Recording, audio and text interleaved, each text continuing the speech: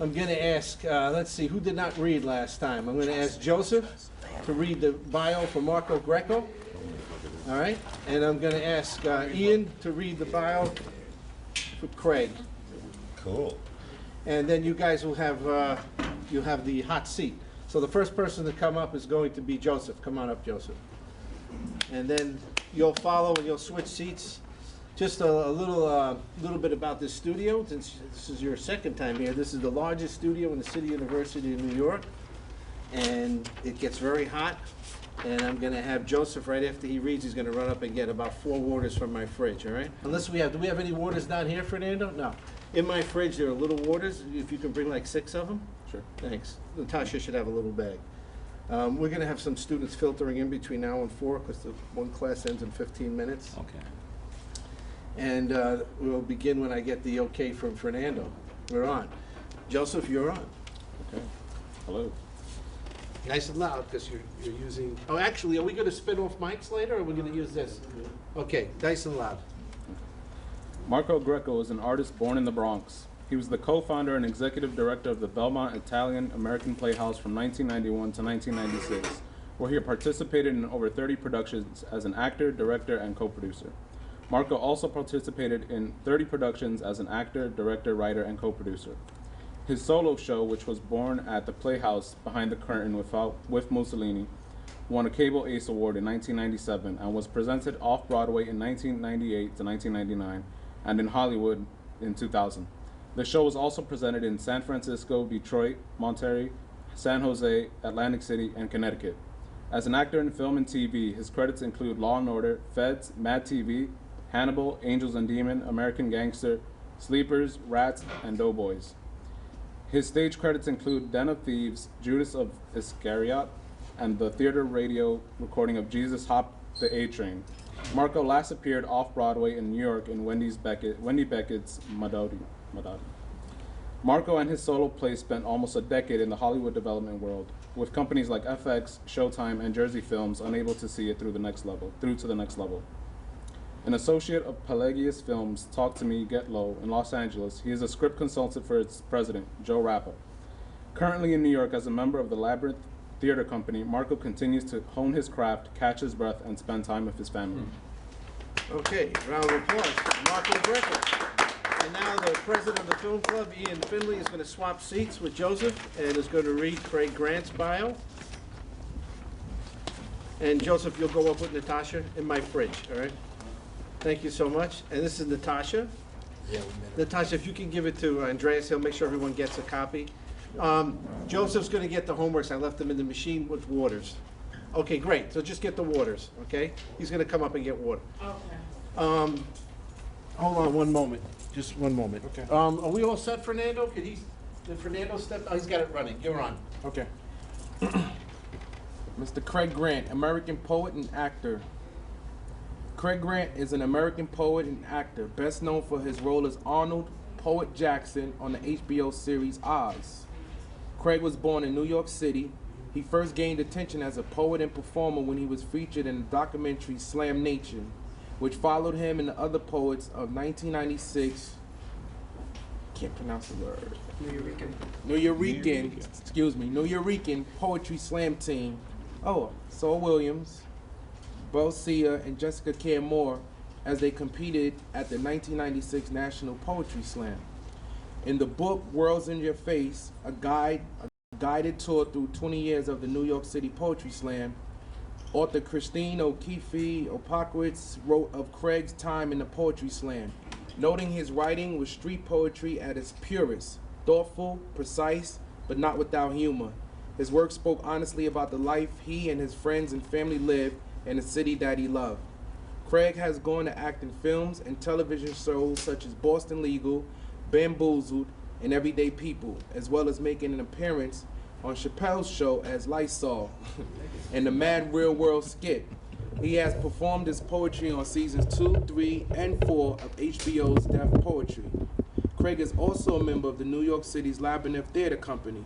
Labyrinth Theater Company is a non-profit, off-Broadway theater company based in New York City, an inclusive, multicultural symbol of almost 100 established and emerging theater artists. Labyrinth Theater Company encourages all members to write, act, direct, and design, supporting multidisciplinary growth and exploration and the creation of new work.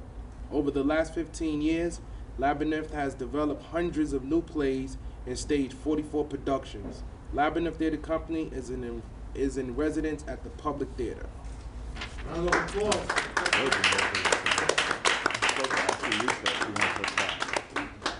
Okay, so here's what we're going to do. Thank you. Very good.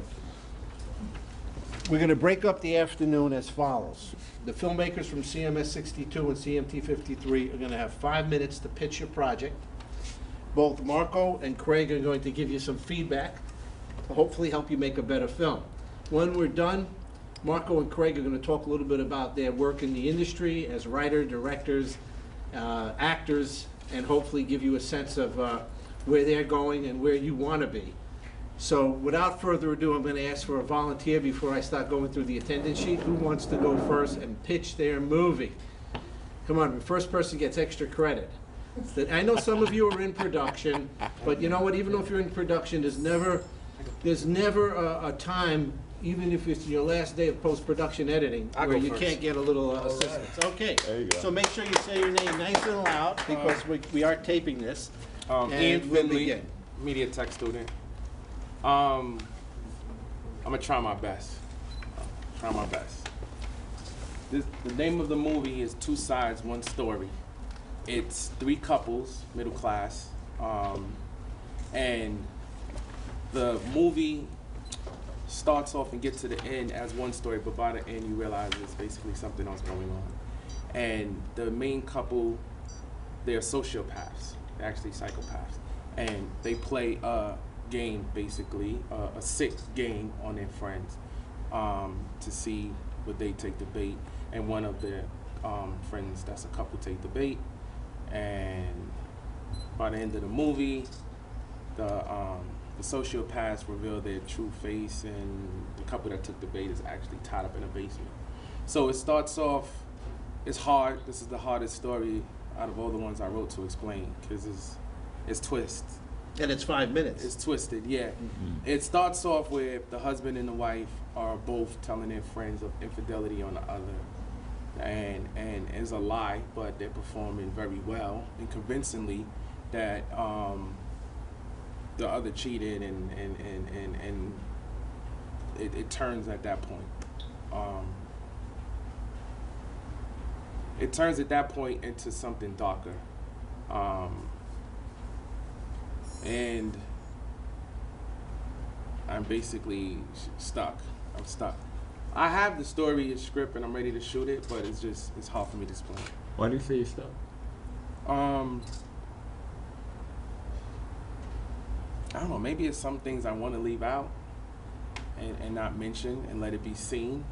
So I don't want to give everything away, because I know it very well and I have it written out and structured. It's just explaining it. Sometimes Just a little background. I wanna Ian last already. year won the Marie Nesbitt $2,500 scholarship for his first film. So he's made movies, and he's a published writer. Thank you. So I think, you know, as you're further along than you're telling our guests. He's been casting.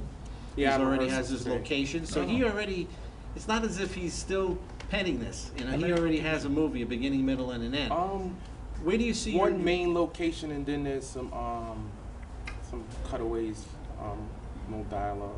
What do you like see 3 now as the locations. biggest obstacle before you go into production and post-production? Maybe Marco and Craig can help you there. Because the movie is character driven, just my actors really tapping into the psyche, the psychology of each character that I cast created. them? Yes, I How do you really feel cast about them. your cast? You love them? Yeah, I like them. You gotta love 'em. Where'd you get your cast I love from? 'em. No, you don't have to. Right, we don't- Nah, they all good. I'm satisfied. This is a thought, because you'd mentioned that you hit a place that you're not 100% sure. You know, if you could consider, especially I think it's great that you're gonna do some rehearsing. Maybe the possibility of opening some of the places that you're not 100% certain, opening it up to allowing the actors to improvise. This way you're getting an organic interpretation of what's going on in your scene through these actors. This is why you gotta love your actors. One, an improvisation doesn't necessarily mean that that's what you're gonna shoot, but you might be able, through the improvisation, pick up a little something to help you get you past the stuck. And sometimes the improvisation might actually be just what you're looking for. Yeah. Well, Tell I Marco think where you you got your misunderstood actors, me. by the way. Tell them where your actors come from. Marco, 1 second, Professor. Yeah. I'm not stuck. I know Oh, my okay. story. My story. He said he was stuck in It's just pitching. explaining And it. then trying to Like, explain it. and it's not even. Yeah. It's not even sitting here with you guys. I'm not afraid of the camera or anyone. When I explain it to just my closest friends, I don't know what it is because it starts off one way and it ends another. And I feel like while I'm explaining the trick of the story, I'm trying to incorporate what's really going on and it just get difficult for me right there. Yeah, but if you were to pitch to a studio, I would have to send her. I would have to send a picture. There you no, go. no, I understand. I understand. I kind of got it. It wasn't like I didn't understand what you were saying. So I didn't. That's why I asked you why you were stuck, because I think you got it out. I think the idea came across.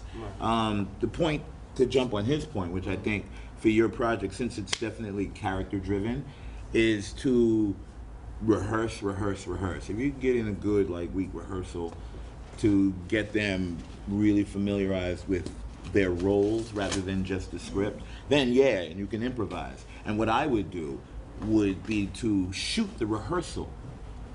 You know, because you can find, and you shoot the rehearsal, you let them improvise in the rehearsal, and you may be able to find wonderful things in the rehearsal that you might want to add to the script. Yeah. You know what I mean? Yeah. But for something that's character driven like that, you really want to get in and rehearse, and it'll cut down on all your shoot time, tremendously. People will get stuff in 1 or 2 takes. Craig, is it a problem for our students, Right, like I think- in No Ian's problem. instance, do they have to rehearse in an auditorium, in a classroom, in an office, No. in an apartment? Does it matter No, where it doesn't he matter. You rehearses? can rehearse Rehearse in a outside. diner. Yeah. You can Yeah. rehearse outside on a bench in 70-degree weather. We're It's talking, nice. because Ian and I were talking about what room are we going to get Yeah, for you, yeah. you know? Yeah, I mean, We're on the CMT too. Okay, yeah. good. It'd be nice to get some quiet time, not with a lot of traffic, not with a lot of outside noise. But yeah, it's so that you can shoot it, and so that the actors are free. The thing about being an actor, man, you gotta really be. Actors are like babies, you know what I mean? We gotta be coddled and comforted and all of that. And it's true. It's like you said, you gotta love your actors now. And if you love your actors, then they'll be free to open themselves up to be anything you want them to be. You know what I mean? And then they'll find their roles and they'll become a lot easier than just, here's the script and now the camera's on. You know what I mean? This is where you get brave performances instead of self-conscious Yeah. performances. Yeah, because you sound like you have a script that's going to rest on brave performances. People are going to see it and go, wow, that guy was really great. And some of the greatest free rehearsal space that I used to always use was, if you're in an apartment building, the rooftop is a great rehearsal spot. Yeah. Growing up in the 100% correct. But also, Ian's working Or with, you might wind up jumping off if you don't like what they're Ian's doing. working with professional actors. I mean, Oh, where'd you which get your is, actors you know, from? Some from New York casting. Oh, Some from Maine. Cool. Yeah, so yeah, and I've casted some people from New York casting, and a lot of people are really great. They come in, they're really professional, and the thing is, it's if you allow them, because one of the things you do is, as an actor, when I'm working with film students and stuff, it's people don't know what the hell they're doing, and you don't want an actor doing this. You want to give them enough space. One, you want to feed them. If you're not paying them, you want to feed them. Which is Yeah. cool. And then you want to give them enough space to create, to find the character on their own. You don't want to micromanage an actor. You're like, here's the scenario, here are the lines, but feel free to play around and see what they come up with. Yeah. round of applause. Okay. Congrats, brother. Good luck, brother. Here's some glasses, bring out some water. Excellent. Okay, who's next? Do we have volunteers? Leroy, take the seat. Let's just move this up. What's up, Leo? All right, good to see you, brother. You too. Joseph, you just place all of them on this table here. Fernando, is this in the shot or is it okay? Okay, we'll leave it right here. Yeah. All right, Leroy, in a moment. Also, I'm gonna ask the last person in the back. No. Someone comes in. I've never been in Brooklyn. Yeah, I used to be in Brooklyn a lot. But I'm from the Bronx. Any extra give outs? We have any extra ones here? Who did not get, it was just No. enough printed. Does everyone lived in have River the Park next to the last when it homework? first No? went up. 75. I was in River Park from 75 to 80. And then went uptown and like White Plains off of 238 off White Plains Road. Yeah. But I've always been in the Bronx. I lived in Harlem for a little while. Actually, I just moved in Chelsea now. I'm in Chelsea because I was in West U. That's the neighborhood that I lived in. How you doing? I'm sorry, man. Okay, Leroy, say your name nice and loud. Leroy Struther. All right, you got 5 minutes, Leroy. Tell your story. Oh, about a 5-minute film? 5 minutes to tell your 5-minute story for your 5-minute film. Well, my 5-minute film is a horror story, and it's a little different because it's not a lot of dialogue. I'm forcing the actors to act, not just read lines. Basically, I have a guy who's 23 years old. He comes home from a baseball game. He looks for his girlfriend in the apartment. She's not there. He gets a phone call. She says she has to work late. She told him that she left a DVD for him to watch Richard Pryor, which is what he loved. So he feels he's gonna have a good night. She has to work. She says she's gonna call him when she gets ready to leave, and she tells him to light the candle, the white candle, to ward off the bad spirits before he go to sleep. So he's watching Richard Pryor. He's laughing. He gets a little tired, and he lights the candle. And at this point, he goes in and out of dreams, and he's experiencing hell and demons. And at a certain point, he doesn't know whether he's alive or awake. And there is a antagonistic demon that's over his head. He can't move. He's laying on the bed. A female ghost comes by, saves him, and he believes that it's a dream. He looks over at the candle. The candle is out. The phone rings. Of course, it's his girlfriend calling, let her know he's home. And he looks over and he just jumps into the corner and he grabs his bat. And then I'm gonna dolly in so that you can see that the camera is lit again. The candle. Fade out. Yeah. The candle Nice. is lit again. Yeah. I got a chill. Okay. So basically, it was a dream. Ooh. I love horror. What kind of demons you got lined up for him? Well, I'm playing one demon. I'm gonna be the demon that's over his bed. And I have a nice, pretty young lady named Millie DeVille. She's playing the ghost, the hero of the story. And I have another guy, Edgar. Is he here? He's not here today. Do you have right a here. good AD that you trust? Yeah, actually I do. Because I think when people direct something that they're going to put themselves in, Yeah. they got to have an AD Yeah, that they can, yeah. so that when you get the opportunity to be in front of the camera, you get to leave your director home, and Right. you Have leave to. it in your AD's hand, so that you could do what the actors are doing, which is doing the best work you can as an actor. Because Right. if you get stuck in that situation where you're wearing 2 hats at the same time, 3 you're hats short- because he wrote it. Yeah, you shortchange. And he's you're producing it, bound too. to shortchange somewhere. Yeah. Right. So right. if you got an AD you can trust, that's great. Yeah, one Andreas is gonna be. Raise your hand. Yeah. So, I mean, I have a quick question though. Yeah. What is that pivotal moment that propels us from watching Richard Pryor to this like somewhat dream state? well, he nods.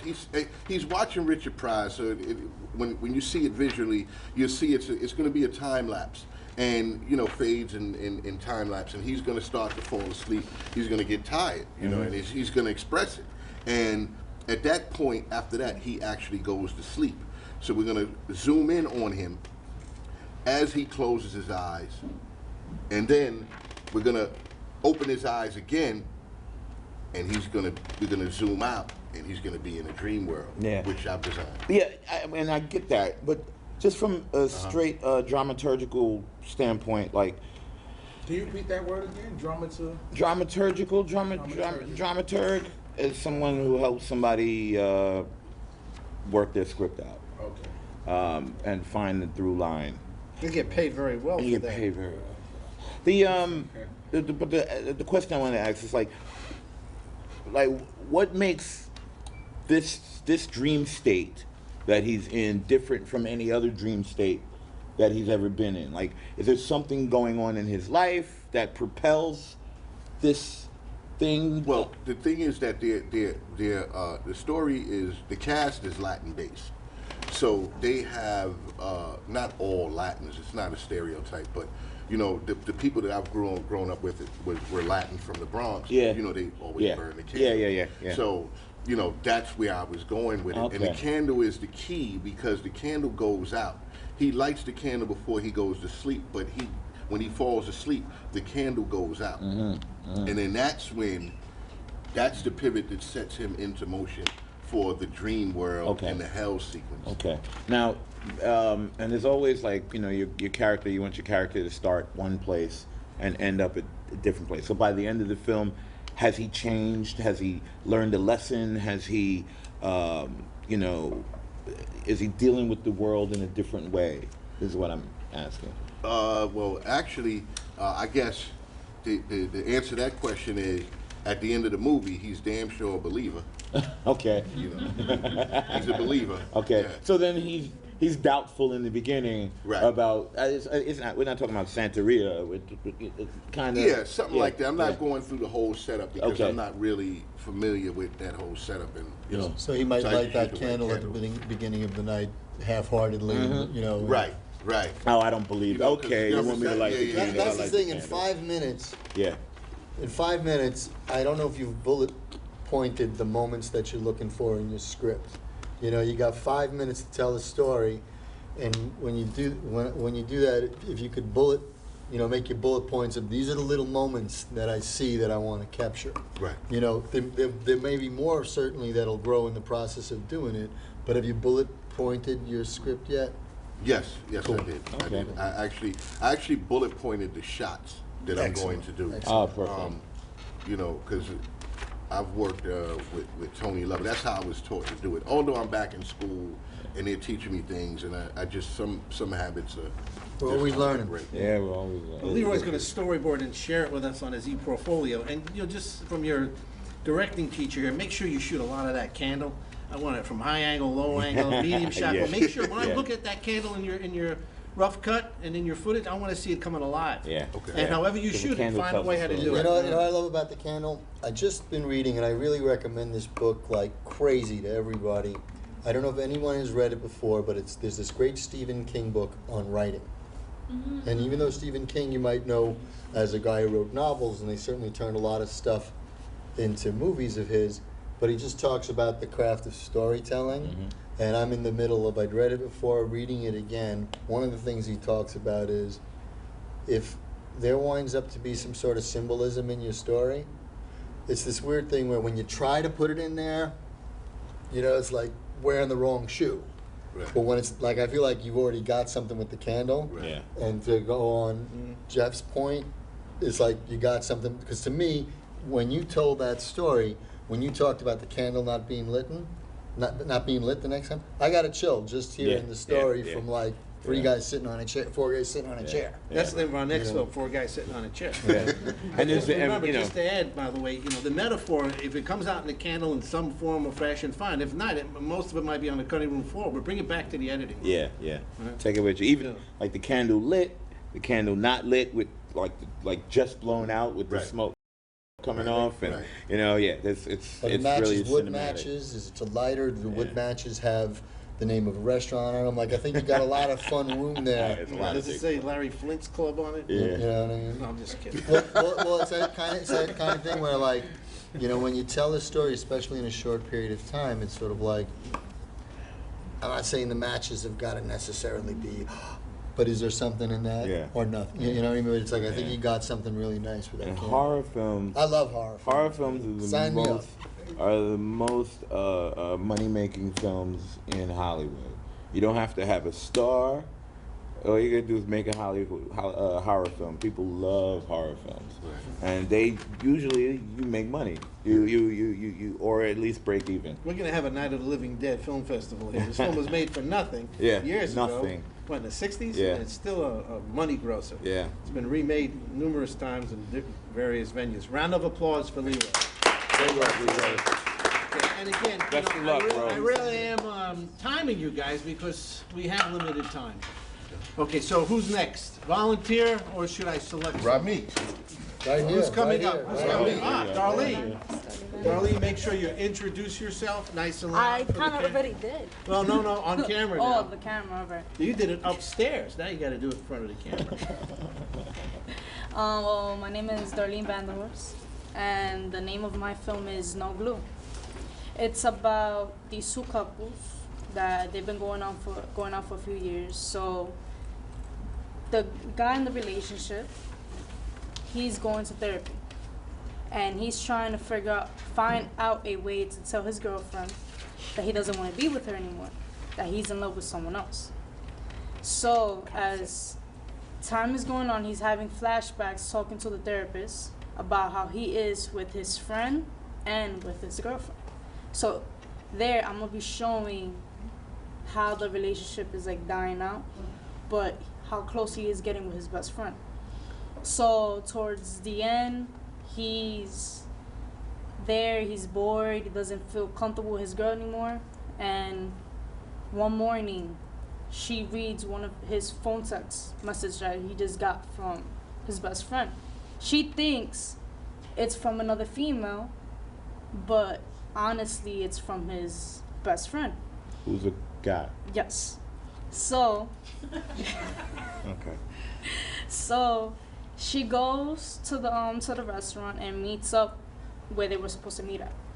And you know, they lean in, they're about to kiss, but she walks in and that's it.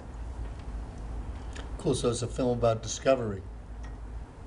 Basically, like, she discovers that her boyfriend is gay, and that's, She had never had an inkling. no, that's it. Like, the connection was there at first because he was confused, he didn't know what he wanted. But in the film, I'm not really gonna be talking about that. I'm gonna be talking about how he's trying to figure out a way to tell his girlfriend that he doesn't want to be with her anymore. He doesn't want to break her heart in a bad way. Right. But at the end, it still ends up being horrible because she finds out the hard way by seeing it instead of him just telling her. Your reveal is Yeah. something that we think is going to be a story about he's cheating on her with somebody. Yeah, and which- then on top of the reveal is not just someone, but it's sort of like this thing where it's like, oh, he's really dealing with even a much bigger issue. Oh, Yeah. so this is the surprise. The surprise At is the that end, that yeah, it's the surprise a guy. at the end is that he's basically with another guy. I think to make it work, and I think you got something nice here, is we can't see it coming. Yeah. Yeah, no, that's the That's thing. I think what you got That's to do. that's what I'm actually doing. I'm gonna have them having text messages, but we're never gonna know who it is, if it's gonna be a guy or a girl. The numbers is gonna be there. It's not gonna have no name. The therapist is there to throw people off.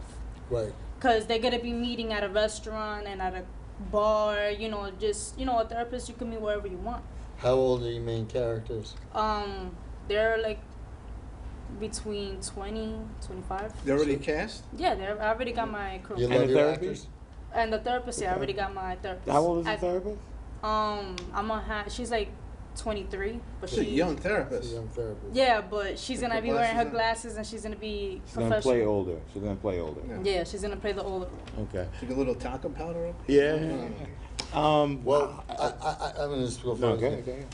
I think it's great if you love your cast, and I think it's great if you give people an opportunity. But I do find sometimes in casting where what can take the student film out of the student film is if the therapist looks like someone who could actually really be a therapist. Because sometimes the disguises and everything like that, you know, so I don't know if you'll have someone on set who could do some real makeup to make someone 23 look maybe 30, you know? At least.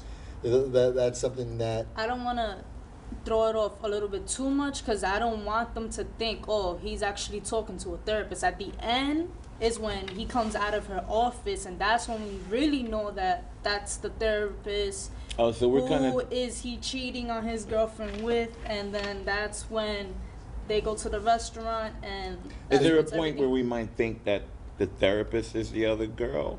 Yeah, that's why Okay. we're gonna have Okay. him at the bar with Okay, her okay. and at the restaurant. Okay, so The there's a lot of therapist at the deception. bar and the restaurant with him? Yeah, There's a lot because of it opens deception. up with him talking to the She therapist. charges Yeah. more for those type No, of no, meetings. but what I'm saying is the therapist is at the bar and the restaurant with him? Yes, that's where they Okay, meet up at, and that's where they. that's a little bit stretching it because professionally speaking, They're not- therapists won't do They're that. not supposed to meet only in your office. They Did you won't. watch The Like, Sopranos? they won't meet you outside of There's your office. there's certain therapists that actually do meet outside their I've offices. never heard It's of it. it's online on Craigslist. It's called Outside Therapy. I'm just kidding. No, I'm just I'm just being honest with you. I love your story, you know, and I think it's awesome No, because but she's gonna still be dressed professional. She's not gonna seem like she's trying to hit on him or anything. It's just gonna make it kind of look like they're dating, but they're really I not. totally understand where you're coming from, but the only thing I'm saying is I've never gone or heard of a therapist that will meet outside of the office. I think traditionally, Like, Yeah. Darlene, there are going to be people in the audience who are in therapy. I would say out of the 300 people at Clearview, about 280 are in therapy. right, right. Especially the group that we're bringing in. I know because some of my colleagues, they go, Jeff, I have to leave right now. I have an hour therapy session on the phone with my therapist. Well, I see this all the So just think about that. Yeah, 'Cause you I can I still think do it's- what you want to yeah, do you can do in what the you want to do. office. I think, I mean, we make movies to suspend belief, to suspend honest. Suspension of belief. Yeah, the suspension of belief. So you can sell it, and I know I see what you're going for. You're going for the deception of, he's starting to talk about, I don't want to be with her anymore, blah blah blah, and we see this beautiful therapist that he's talking to, and maybe she's just somebody who's there kind of giving him advice. And as an audience, we're thrown off. We're like, oh, wait a minute, is that the girl? Blah, blah, blah. And then we get to the end and we find out that, she's a professional.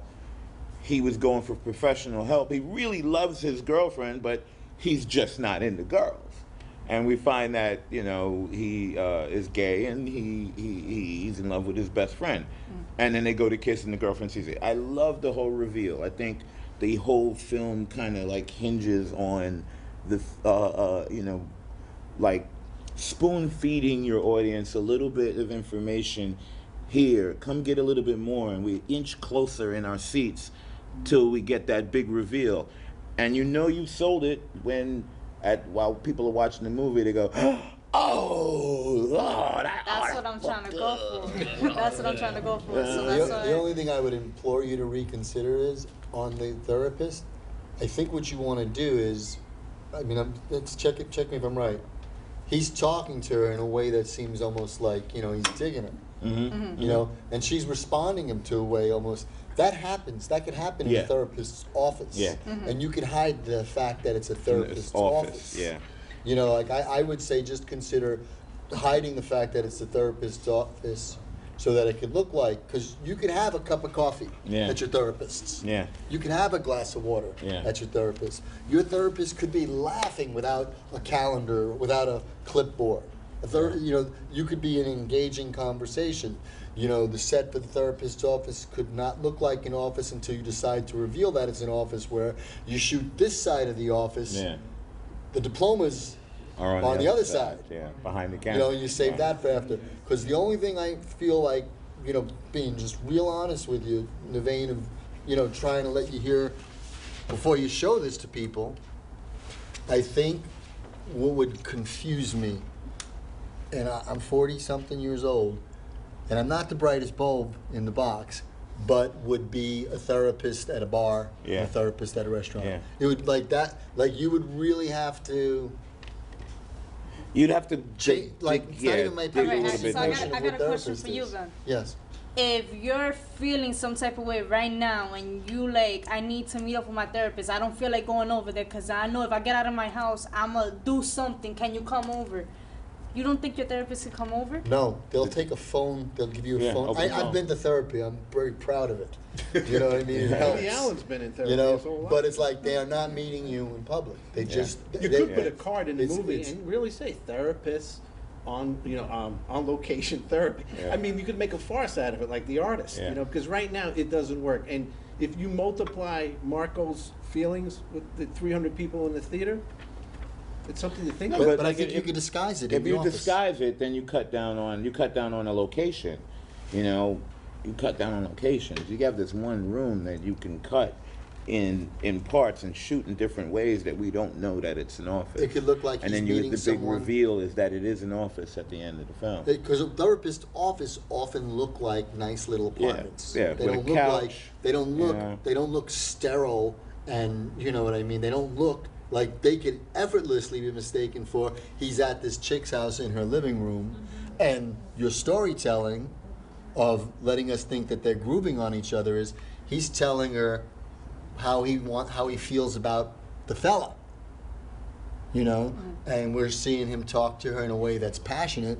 We could easily think that passion pertains to her, the therapist. Many Her offices- reaction could be ha ha ha, loving it, because it is not unlike relationships and therapists. She could be loving him, and I don't mean loving him like she wants to make love to him. but she could yeah. love her client and be finding him funny, Yeah. so it could easily look like she's Yeah. digging him.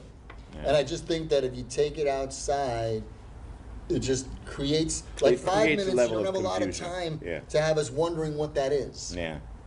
Like, if I've got Yeah. to wonder what that relationship is, if it's in a place that's nondescript, then when I find out it's the therapist, it's like, oh yeah, of course. It could have certainly been a therapist's office. But if those places are genuinely descriptive of a bar, of a restaurant, it's like, then the therapist thing, because I love everything you're doing, except that one thing that rings out for then me that is like, reveal becomes questionable. but who was that You're left girl? with questions. Who was that girl? Yeah. But he was out in a bar with her. Yeah. Was it a therapist? How's Yeah. it a therapist? Now What you therapist get a go to place bar? where do you want people left with questions, or do you can tie up everything nicely in a bow, and you get it, you get it. We have plenty of locations on campus that look like an office for a therapist. Leroy? Nice couch, Is it- nice is chair, it plants. possible that it could be rewritten as opposed to the therapist, him calling the therapist and the therapist showing up, as opposed to them bumping into each other at the bar? That's if they accidentally bump into each other, but then you got to have it. Then you have to explain that. Yeah, you got to explain There's a that. That conflict she's of interest. because what they'll do is they'll say, I can't really talk to you about this here. Oh, You have to okay. make an Outside of the appointment. office, yeah. All right. They try to keep Yeah. it professional, but I really think you can do exactly what you want to do. Because And- a lot of people fall in love with their therapists. It happens all the time. That's why they keep it in an office. They keep it not in a they keep it in a professional environment so that it doesn't get beyond that. You get into a bar and you start drinking and you're eating, and next thing you know, you're in bed with your therapist, which is not good. Well, that's not gonna happen with this character. But You know what, darling? This is good food for thought. That's Yeah. what these Yeah. sessions No, were. yeah. I This think was you've this got was it awesomely plotted out, though. I think you've got your film. I just think you got to just reconsider. And I can't wait to Reconsider. see it. I would love to see that. Yeah. Because that June 5th. reveal at the end June 5th. is powerful. And that's kind of what the film hinges on, is that reveal. And you want like you said, the audience to go, "Oh snap!" At the end. I mean, look, let's face it, this is screenplay therapy, what we're doing Yeah, here. This is yeah. screenplay therapy. So a round of applause for Darlene. Thank you. All the best. All the best. Okay, who's next? Winding down. By the way, you guys are not sitting up here, so you don't know what it looks like. But man, when you have 10 people and you have everybody sitting in the back row, it looks bad. So Sit in the please, front, if it's always everyone better. can sit up front, it's a lot It's better. not church, everybody. Please, come on up, because it really looks like we're looking out into a. We're not B- basking in a basket Yeah, anymore. it looks like a C movie theater when you're looking out in the back. Come on up. Okay, Sebastian, introduce yourself. Okay. Because you're on, in a moment you'll be on camera as soon as Joseph and Remy get a good front row seat. Thank you for coming up, Kiana. I don't look too pudgy, do it? No, I'm just And Aaron's gonna sit up front too. Aaron, come on, what? Yep. Okay, you're on. Yes, I'm Sebastian Rothquin. Pleasure to meet you both. Yes, Yep. Sebastian. Yes, I've actually seen you guys in works that I actually do enjoy, so I've seen you on that. Good stuff. Yes, my film is called Double Agent. It's a spy espionage film. You know, in 5 minutes, there's only so much I can do. So, of course, I've condensed all of the action. The entire narrative is basically told over a briefing. The administrator, more like M from James Bond, you know, a Judi Dench type character. I should mention that I've already shot this, by the way. I'm actually in post-production right now.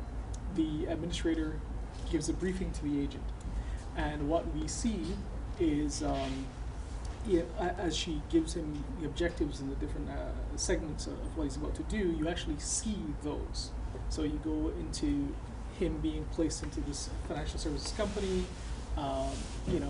You see the target. You see them on the move. You see him, doing. He's basically. I guess I'll just say it.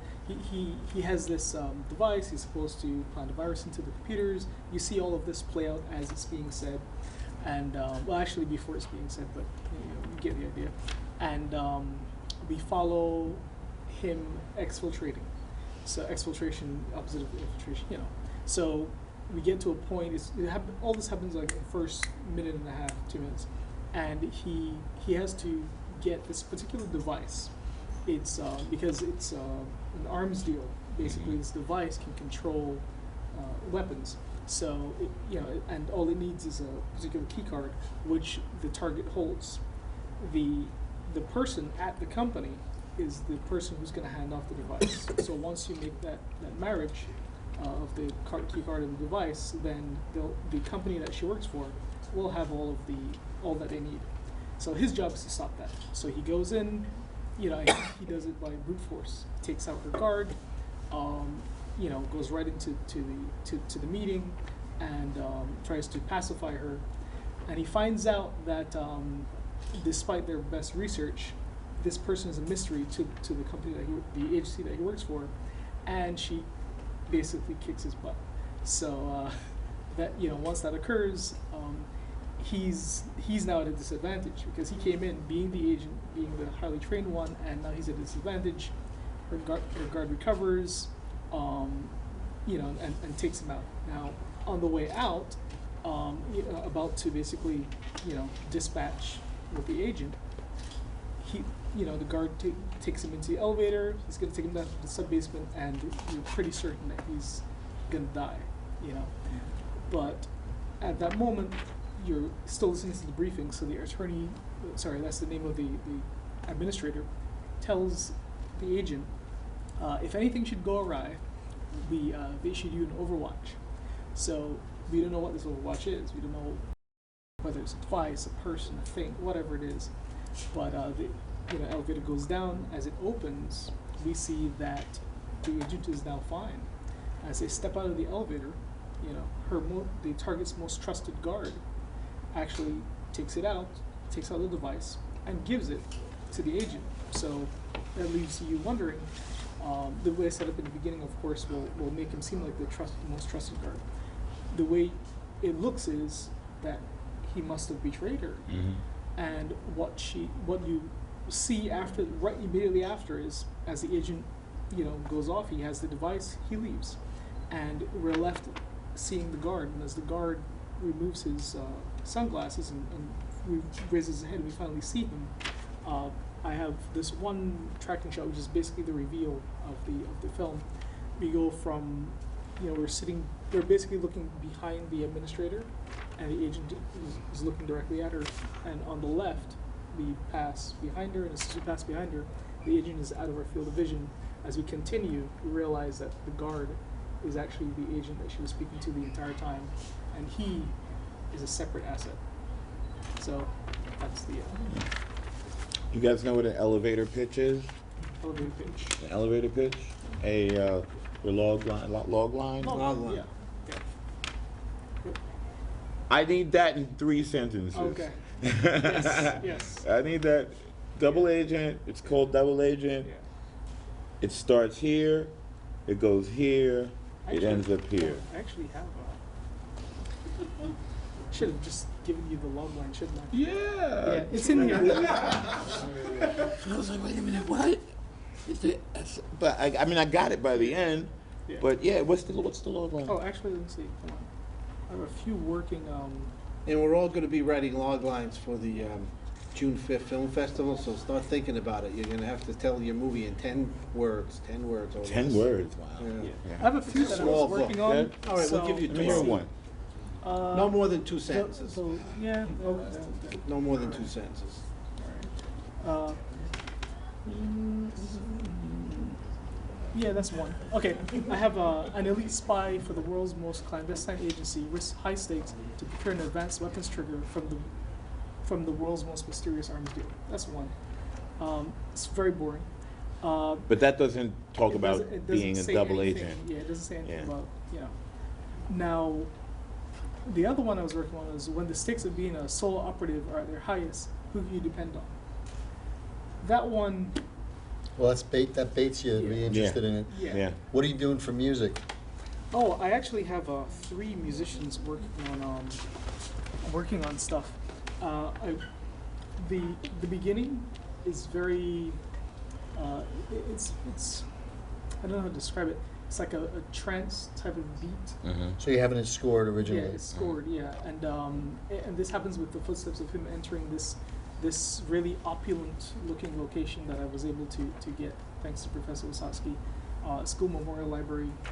So it looks almost like the, Pentagon. Pentagon. Yeah, it's Memorial awesome. Type, yeah, and so I have this speed that gives you sets a certain mood, like you're coming into a really important space. You're not sure why, but and that's where it plays out as I get into the actual fight sequence.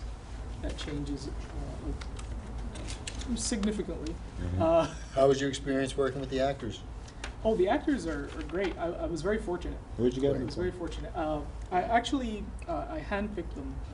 One of them is a film producer. She actually was available, which I was fortunate to utilize her. She plays the administrator who actually gives the briefing, and I also used Millie DeVille. I don't know. She's not here. She is the service provider. She's a tech that appears next to her when, because obviously I didn't go through the actual script in detail, but there's a portion of it where after he puts in the virus and the fail-safe assets for the company would have been able to try to stop the hack, the service provider comes in and prevents it from doing that. So I have her. She comes in. And the 2 primary people, the agent, of course, and the agent that we see in the beginning, he's a Greek actor, but he's based in New York, but he's like an international Greek actor, so I was very fortunate to get him and someone that he works with a lot. They worked on a film for Not Lisa 2. So you feel like you got some good performances out of it? Yeah. Well, Very and June good 5th we'll get to see it. June 5th, and he had Yeah, great very locations, fortunate. and he's storyboarded everything, and he's kept a great journal.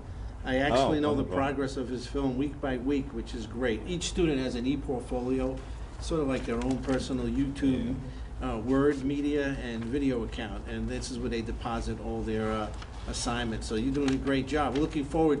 Could you show some clips to Michael Slovis next week from Breaking Bad, even if it's 2 minutes worth of clips? Are you- especially That's about 2 minutes. You're editing now? Yes. It's a lot. You have a lot of footage, don't you? Fair amount.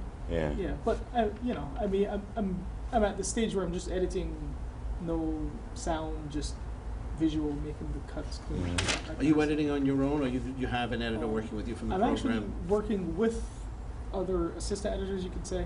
Okay. I'm editing it, but I'm working with people who, for their sensibility, Okay. as opposed to just, That's I don't great. want to just. It's very hard because a lot of our students, they wear many hats. They Yeah. direct, they write, they produce, they I act. imagine. And it's very hard to be objective when they're in the editing room editing too, so.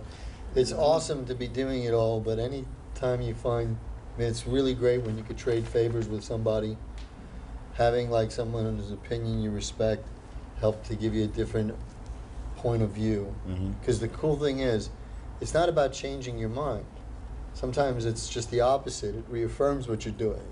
And then it's wonderful when it's that occasional thing that you're missing by this much. Yeah. That someone just comes in and says, oh, there's a microphone in the background. Oh, there's a microphone in the background of that shot. You know? Yeah. So the wearing of multiple hats is great because this is what you're here for, is to learn it. But if you could create relationships with people that, hey, I'll sit in on your editing process with you and I'll take the helm for a while, show you what I might do in a collaborative spirit. It's a really great way to like learn from each other. Yeah. It's a great, great thing to do. And this is a collaborative art form. Are you doing the editing? Yes, I am, but I am consulting With an you know, editor? many different people and program editors, Okay. writers, you know, people who. So you made your paper edit. You did a paper edit, Yeah, yeah. and then you jumped in. What are you editing on? Avid Avid. Media Composer. Okay. And also, Craig, many of the students, as I mentioned to you earlier, they own their own equipment. They own their That's I mean, great. if Sebastian wanted to go out and reshoot tomorrow, he doesn't need to go to the equipment room and sign out. He owns his own. Yes. You have a Canon. Yeah, I have a 70? T2i, but I have access to a 5D Mark II. So everyone here is can go out and reshoot. If Everyone's necessary. equipped. Everyone's equipped. They have all their ammunition. Round of applause for Sebastian. Great work, buddy. Look forward. And Sebastian, Marco and Craig will be at this screening. June 5th. I promised, 6'5". I 6'5", promised our 1'3". guests that we're gonna give out little 8x11 posters that you guys will assign for all the guest speakers. Okay, coming up, Andreas Dvorin, come on up, take a seat. Hey, Andres. It's the best one I've ever seen. It's the best skit. Andreas, make sure you introduce yourself. And just a little background. Andreas just won the first student to win a $5,000 Laugh Out Loud video contest through dictionary.com. Oh wow! Congrats, bro. First thing he did, at 1,000 people from Sydney, Australia to Bronx entered this festival. He won. Wow. That's And tremendous. first thing he did was he went to B&H Photo. And what did you buy? Well, camera. What camera? Canon 60. The 60. So Oh, that's it right there. there it is. Okay. All right, Andreas, say your name and you're on. I'm Andreas Dvorin, Jr. Name of my 5-minute movie is My Bad. Uh-huh. It's a story about karma returning to a young promiscuous girl. So the Okay. story starts out with the story starts out with the main guy, Jamal. He gets a phone call from his friend Ray, and they converse about how Ray saw Jamal's girl sneaking out of the landlord's apartment. So the story continues where Rachel, the main character, and her girlfriends, they come from shopping because Ray was also the girlfriend of one of the character's friends. So they're coming from shopping, and then they go to have a bite to eat at a restaurant. And then On 57th on and 57th and 7th. Called 57th and Route 57, Yeah. not the Oh, normal I know restaurant. that. I know that. So after that, they they converse. She's coaching them on how to be promiscuous with the guys. How to cheat on their boyfriend? Exactly. So one, Susan, is kind of like, she's kind of clumsy. She's not really good at it. Mm-hmm. She just failed, as you can tell by Ray. He took her on a whirlwind and then left her in the dust. Mm. And then Heather, she was the type to be promiscuous. Now she's settled down with her boyfriend. And they talk and they go over certain ideas, and then they get up and Rachel sees her boyfriend with another woman. So she's a 5-degree black belt, and All right. and they get into this chase scene, and they're chasing each other, and the two friends chase Jamal, and Rachel chases the girl, and then it ends with Rachel having a case of mistaken identity and rips off the wig to a transsexual, and the transsexual turns around and Clocks it. clocks her. and it's my bad. That's it. Sounds like a reverse player movie. Yeah, Awesome. Yeah, sort of like So that. she got her comeuppance. So did you get some funny actresses? Because I mean, to me, it sounds like it's going to be a funny movie. It's a comedy. Yeah, it's a dramedy. That's why I like to call Okay. it. Yeah. Did you get some funny actresses? Yeah, they're good. They're good. They sold the story. All Okay. right. So, You shot already. yeah, shout out. Okay. What did Ramik play? Ramik was the transsexual. Transvestite. And he did a mighty good job. We just might have to do the scene over again. But he did really well. Oh, cool. Everybody did good. Congrats. It Dude, sounds like so you're fun. in post-production now? Yeah. You're editing? Me and Fernando and I, we were editing today, this morning. So we're looking at a couple of the scenes and what we How you doing with coverage? Do you have everything you need, or you think you might have to go out and reshoot? Yeah, that's what we're debating right now. So we're in the in-between of going to shoot it over, or do we have to do ADR? Is it insert editing or is it audio issue? Is it an audio issue? It might be a little bit of both. Okay. These If things how happen. you could reshoot. How are you guys Yeah. dealing with audio? Like, did you? Yeah, So you have great audio yeah, equipment. we had the boom mic and Okay. audio recording. All right, and you got a great audio mixer. That's why he has to go out You and doing it, do his audio yourself? again. Do you export your audio and like do it in like Pro Tools or something like that? Nah, we didn't get that far yet. Okay. I'm sure he knows how to. But Yeah. we didn't get that far yet. If you had to do it over again, what would you do differently with your audio? Did you think your mic placement was good, or did you have a lot of extraneous sound? Did you pick, instead of Arthur Avenue, you pick 56th and 7th? I mean, was there a reason why you wanted to shoot Manhattan versus a Bronx restaurant? I just like that That area? that area. So like when I first saw the restaurant, I said I'm gonna shoot a movie there. So That's cool. and You then got permission and you Yeah. did it. yeah. Did you have to get Well, I mean, you got permission, but you didn't have to get any like No permits. permits or anything like that. So you feel like getting back to that restaurant might be the challenge? Not necessarily because they were cool there. Did you went to the owner and No, stuff? we or- spoke to the manager, Professor Wazowski. If- spoke to the manager. Oh, If you cool. can't shoot over again, if you can't reshoot, maybe you could possibly do some voiceover or something. Yeah, that's To, what we. you know, right with now some- that's with appropriate music or something. yeah but, that's the debate right now. but just keeping it moving forward in the Yeah. storytelling, like. So you feel like there's a hole somewhere? That's like you said. There's a debate that you're having. Yeah, that's primarily the debate whether to reshoot it or do we have enough enough concrete shots to really Tell a story. to tell a story. Have you put together like your first mix yet?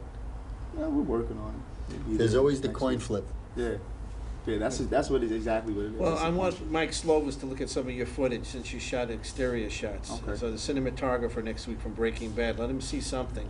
Yeah. That's important. You know, that's the biggest problem, class. You know, when you shoot your movie with a extensive location like this in New York, get permission from the restaurant owner during business hours, and then you got to go back. I mean, even if you shot this at school and did a rehearsal with your actors and saw where the problems would have been with audio, you're still going to transfer to the location, you know, and that's your big decision. And as Marco said, if you flip a coin and go back, just there's work involved. It's work. Yeah. You know, no one Well, said this was going to be easy. If I mean, it you was have easy, time. everybody'd be doing it. That's right. And you have time on your side. I mean, I don't think going back it's going to be a big deal. You just have to go with the restaurant's dime on their clock. They don't want you there when they're losing business. Right. Round of applause for That guy's fun. It sounds like a lot of fun, and it sounds like you really, have figured it out. Yeah, You got it. it's kind of a mock of Chappelle because Yeah. he's hilarious. Take care, bro. Next, who's volunteering, or do we need to select? You all have to do it, so get used to doing it. It's part of the elevator pitch, as we just talked about. You know, when Craig said you really got to tell your story to a producer in an elevator, if you're coming down from the 6th floor to the 1st, that's not a lot of time. No. Yes, we're going to take a 2-minute break, and the next person should be sitting up here when we come back. Follow me. I have the executive key. Executives.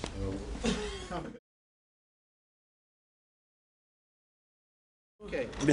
All right. So Ariella, you're on, nice Hey, and Ariella, loud. nice to meet Say you. your name, full name. All right, Ariella Rosa. I hate these chairs. I know. So we're getting new ones. I'm We're not getting used new to ones. I know. We're feet getting. dangling. Oh yeah, you two need more. to. If We're we getting Yeah. 2 more like this, and they'll be here any day. Yeah. No, seriously, we did order them. Okay, so my 5-minute film is called Pursuing Anima. It's about a young man. Anima. Anima, yeah. A-N.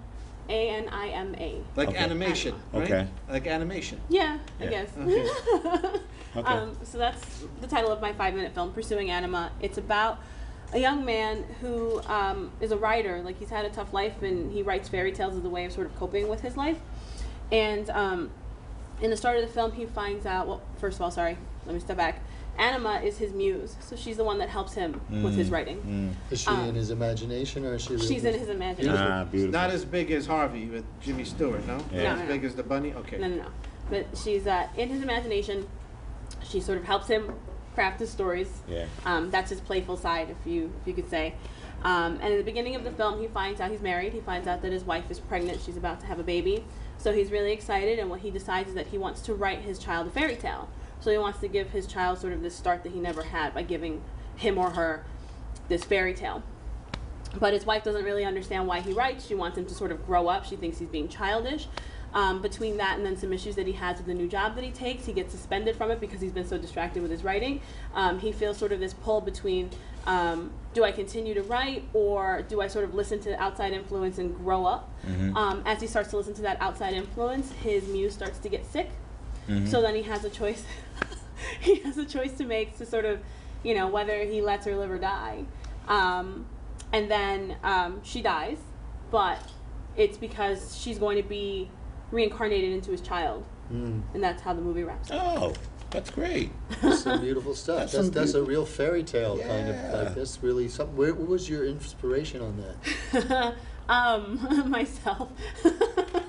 That's a really nice imaginative piece. I like it. Thanks. Yeah, I was having a lot of trouble, honestly, coming up with a concept for this class, and so on a whim, I told my husband one day, why don't I just write about a writer who can't write anymore? And That's what writers do. How do we find out Yeah. that she's going to be born again into as a son? Or do we Yeah. get to see a baby's birth in No, this? we don't get to see a baby's birth. We're gonna find out because Anima's gonna say so. He talks to her. The only time that she'll ever appear is in shots where it's just him. So. What does Anima look like? I'm just curious. I never asked you that. She looks like a regular girl. Well, not a regular girl. She's a woman. She's the same age, sort of, as the main character. So she's a reflection of him, except female. She wears a tiara. She wears mittens. She's just a very strange kind of character. Right. Sounds great. Yeah. Who did you cast for that, by the way? Did you cast someone you know, or did you get? I have three actors. So 2 of them I found on Mandy. Mandy.com? Yep. And then one. On Mandy.com. Yeah. Yeah. Check that out. Yeah, it's pretty cool. And then one Ian gave me, and that was my lead. I had trouble finding the male actor to do it, and Ian gave me the name of somebody, and he's phenomenal. Oh, wow. Phenomenal. Congrats. How'd the first weekend of shooting go? Interesting. I'm not a filmmaker. This is my first attempt at doing this, and at the last minute, I lost a crew member. Who would have been the only crew member with any experience Someone from on the this team. class? No, Okay. no. Somebody I knew, so that was a mistake. But, Ariella comes here from the Media Studies program. This is her first attempt to write and direct the film. We're trying to give her professional crew members from Media Tech. And how many of you still want to work with Ariella? Raise your hand. Okay. Look at that, Great. look at So that. you You got, got you got 6 cameras. So what are you in post-production? Uh-huh. No, I'm not in That's great to post. I see. just did shooting this weekend, and then I have more shoots coming up this coming weekend. Please Okay. take advantage of the crew here. Yeah. I mean, make sure your hands turn into phone numbers later. Your pitch was clean and clear, and I understood everything, and I got the entire story. I think the story is wonderful. I look forward to seeing this idea of a muse in physical form. You know, because a muse is perfect. You know what I mean? Yeah. Like there are no imperfections in a muse. So like Right. I'd like to see your idea of what that muse looks and sounds like, and how they inspire the main character. The one question I did have though was about the decision to grow up. I mean, I guess it's all kind of gray. You know, he could have made the decision to not grow up and stay like Peter Pan-ish, or or to grow up. I mean, that's the thing that I struggle with every day as an artist. You know. Yeah. You know. So, is it? What's the conflict there? Is he going to lose his girlfriend if he doesn't grow up? Is it? I mean, the whole conflict is that he wants to be able to give his child something, and he feels like if he doesn't sort of rise to the expectations that others have of him, Yeah. he won't be able to give the child what he needs to give him or her. In order to raise a child. Right. So the child his is the focus impetus. is really, yeah. Ah, okay. That's Yeah, to me it sounded like he was going to get to use his creativity and his fatherhood. Mm-hmm. Right, you and know? that's where. And it it's was going, like yeah. kind of cool because I dig it because it's something about creativity and it's about not just about doing what you think you should do, but learning ways to redirect it. Mm-hmm. And it was kind of, it's poetic. But my big thing would be, don't be afraid to ask for help. Let these people help you. Yeah. Let Yeah. them help you. Yeah. Mm-hmm. Are you your media study? What is your thing? You're a writer or you're? No, it's media studies here is more theoretical, so it's sort of like learning about mass communication and public speaking and that kind of stuff. It has nothing to do with technical aspects. What do you want to do? I have no idea. Good. Well, it sounds like right now at this point in your life, though, you're being a storyteller. Yeah. And I hope that you will take advantage of everyone that wants to put some time into your project. Well, I mean, you clearly have a gift in pitching your story. Right. Which right means here, right now, you'll have a get to gift go that. on in life with that gift. If you decide to go into the sales business, if you decide to go into the communications business, teaching business, so get all the help. Or if you decide you want to be a filmmaker. Right. Exactly. And help is help when it helps. Yeah. I love that. Because sometimes people want to help you, but like they And I have really to say, fucking like, ain't ready to help I don't nobody. want to make it sound like I was completely on my own and doing absolutely everything. Like, luckily, even though I had a really big issue, the person who didn't show up was a camera person, and that was what I needed at that point. So it was sort of disastrous, but it came together because I knew somebody who knew somebody who. There's like 5 cameras. You had We- 5 I hands know. that went up with I 5 emailed. cameras. I- 5 listen, camera hands went up. I found out at 1 in the afternoon on Friday that this person wasn't going to be able to make it, and as soon as I found out, I started emailing everybody. I wasn't in a place where I could call, but I started sending out everything, contacting everybody I could contact in my life, here and outside, and You didn't panic. outside worked. You didn't panic. You didn't panic. You followed through. Another you get thing- lemon, make lemonade. Another thing on the script is, it feels like the piece is poetic, and it feels like it's going to have a rhythm to it. And I can, in hearing you pitch it, I sense this thing where it gets to the point where it can get sad because the muse is going to die, and then that explanation of how it's going to be transferred into the child changes our perception of it in just an instant. And it becomes a feel-good story, a happy story. So yeah, to make sure, just like when you're in post and you're actually putting it together, that your shots kind of move and everything kind of moves with like a rhythm that is kind of poetic. Yeah. Right. Simple story. Simple story. Simple story, and you have a real collaborative class that really wants to help you. So I'm depending on everyone who raised their hand and talk to Ariella before class is up. Not to toot your horn, but she has just about a 4.0 GPA. You're a very kind of cool. I was about to smart guess young at that. lady. And that will take you many, many places in this world, Yeah. because fortunately people do look at your transcript, and you bring a lot to the table. So round of applause for Ariella. Thank Are you you. going to be the valedictorian this year at commencement? I hope not. I'm on the commencement committee. I think I heard your name mentioned. Did you? I know. I don't. I Oh, can't. I God. can't reveal any of that. I'm not allowed to reveal any of that. Right now, we're just talking about how many bottles of water have to be under the seats. By the way, as you know, Craig is an American poet too, and if we finish at a decent hour, we were going to ask him to give us some words of inspiration before we leave. But before we do that, we still have 2 more pitches. Who's next? Joseph? Joseph, come on up, Joseph. Now remember the elevator pitch. We'll start you off at the Empire State All right, Building brother. on the 86th floor. Carmelo in the 4th quarter. There you go. Joseph also is a media studies student, came to us from media studies, is not a filmmaker, but also a very prolific young man who's also very collaborative, and did a big audition this weekend. First student to ever cast on a weekend. There's something to say about that. Why'd you cast on the weekend? You get a lot of Just people. figured it was a better day. Better day, okay. Yeah, And you went to people ain't working. Mandy.com, or you used I NYU? used Mandy, NY Casting, Tish, and there's another Did you site I get didn't students use. from the Tisch School of the Arts Yeah, to come? a lot of- Excellent, okay. Really? So you casted. You got your. Well, I'm doing another casting call on Saturday, this Saturday. So. Oh, Yeah, it's not a good idea to Hopefully get cast my answers. 2 days before, 48 hours before. Give them at least a week to pencil Yeah. it in. You're on, Joseph. All right. My 5-minute film is called Day Name. 13. Oh, my name is Joseph Almonte, and my 5-minute film is called Day 13. It's pretty much about how the consequences of reality come crashing down on a teenager, going through the 5 stages of grief. And since it's a 5-minute film and there are 5 stages, I figure a stage per minute. And the first stage is denial and anger. So we find out, the first scene shows that it's early in the morning. He's clearly upset so early in the morning. There's no reason you should be so upset so early in the morning, but he is. And he kind of avoids looking at this box labeled dad stuff, and we see that it has camera equipment in there, and he kind of avoids looking at it. He can't stand to look at it. So we cut away from that scene, and we find out that he befriended a homeless person, and all this time he's been missing school. And the reason it's called Day 13 is because he's missed 13 days straight of school, and this is the 13th day. He kind of denies the fact that he's missed so many days to this homeless guy that he's befriended, and that's kind of the denial.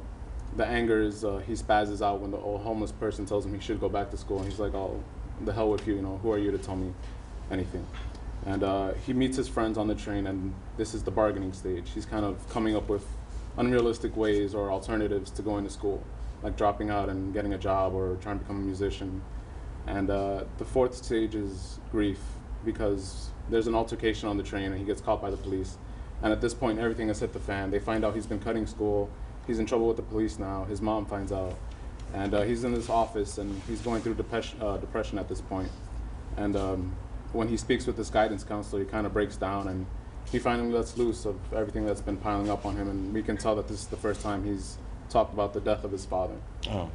And the last stage is acceptance, and it's him and his friends in the park, and they're kind of apologizing for the way they treated him earlier. They didn't know, they wish they knew, but they didn't. And we see him with the camera bag that he saw earlier. He's holding the camera, and they're in the park, and they're looking out towards the sunset, and he snaps a picture of the sunset, which is kind of supposed to symbolize that he's moved on, and this is a start of a new beginning. 13 days since his father died?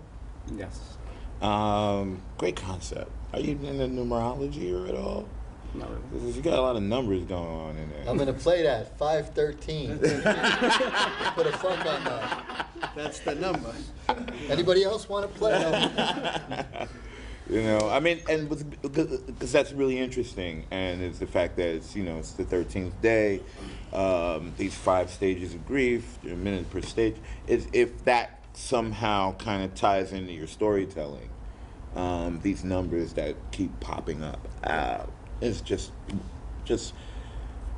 to throw at you, based on your Food pitch. for thought. Yeah, just a little bit of. He food gets for on the thought. 5 train. So. Yeah, there you go. Well, the thing is, you got to get that. You got to capture that. One of the things was I really enjoyed your pitch, and I love the story. Yeah. But you mentioned the 5 stages of grief, and you mentioned 4 was grief. He's in the 4th The 4th stage one is, grief. I'm sorry. So I'm curious, just what are the 5 stages of grief? Denial, anger, bargaining, depression, acceptance. Mhm. Awesome. That's great. So you're gonna kind of use a minute per. Yes. That's To great. describe that. I mean, that's That's your bullet points right there. I think that's going to be a really interesting character-driven film. Yeah. In the end, the taking the shot of the sunset sounds beautiful. I would say sounds to me like you've got a really clear vision. Yeah. And I hope that you'll consider, when you're letting your vision come to life, being open to what the world brings as you're doing it. I 'Cause you think might the see shot on the something- sunset's great. Yeah. Who knows? Maybe it's different. You might see something else. You might see something else that is a little bit just more organic to what you're shooting at that particular moment. In the Bronx. I mean, Craig, Mark, just to interrupt, could we each leave him with the film I'm going to leave you with is you should see, and I have a copy of it, is Francois Truffaut's 400 Blows. At the end, the last scene is him looking into it's not Orchard Beach, but he's looking into the water, into the ocean. Yeah. And it freezes. It's a famous freeze frame. But is there a film maybe he should see? You want to Well, recommend? it's interesting that he mentions the great last shot. I think him taking a shot of the sunset is terrific. Mm-hmm. And that may be your go-to, but you already know you have that. Maybe in your process, if you can see, there's so many great. I think you're setting up a film with a great last shot. Mm-hmm. Do you know what I mean? Yeah. So I don't know what it is, but when I think about one of my favorite great last shots of the film is, I don't know if any of you guys seen The Big Night. It's about two brothers in a restaurant. They don't get along. Long story short, after kind of a really funny, fun, interesting film and a terrible fight, the last shot is just two guys in a kitchen. A brother makes another brother an omelet. There's no words. It's like a 2-minute two-shot. You know, it throws away all convention of like what film shooting should be. And it's just beautiful. You know, it's just a brother making a brother an omelet. And I can't explain, but it's like, so I just think you've got room. I think you got such a clear vision that you might have some room to during the like one of my favorite things about participating in anything creatively is when you allow the experience that you are going through to affect your end result or during your result.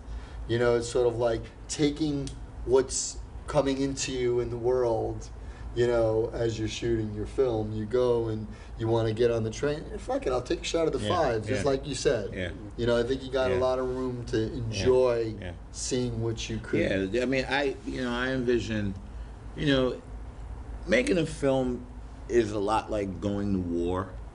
And you spend going into battle. You spend a long time preparing it. You got your blueprints, and then boom, day one, war begins, and you've had these blueprints about all of the things that you wanted to do, but you are open to. You don't know that there's going to be some guy behind a tree with a sniper. You didn't prepare for that, but you prepared yourself to be prepared for it in the moment, to be open to it in the moment, and to react to it as it comes. And that's what shooting is all about. It's like, you know, I remember shooting a little indie thing with some friends in Prospect Park, and we were shooting amongst along the water, and all of a sudden these swans just came out of the water and just kind of walked up to us. It was like, shoot that, get that. And nobody prepared for that, and that became one of the brilliant parts of this film. Was these swans that just happened to want to, be on film. So you got to be open to the spontaneity of it. The other thing I wanted to say is, like, as a poet, I deal in metaphor constantly, especially when I'm making films or I'm writing a play or I'm writing a poem. And it's all about, what does this mean? What is the emotion that I want to invoke? And it's about, so it's like, the sunset. But what does the sunset mean? What emotion do you want your audience to walk away with?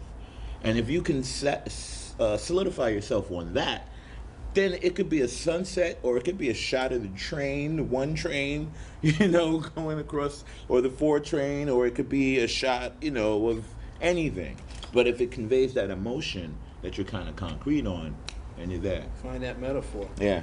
Yeah, and you might be shooting that last shot as you go, here and there. Just don't know. like I think if you could allow yourself to be inspired throughout, you know what I mean? Yeah. And then like the process that you do with everybody, who knows what that. I think the shot you have is terrific. I think that's a great shot. It's a great idea. And I think that's another thing too. It's sort of like, terrific is a great place to be at, and it's a great place to do.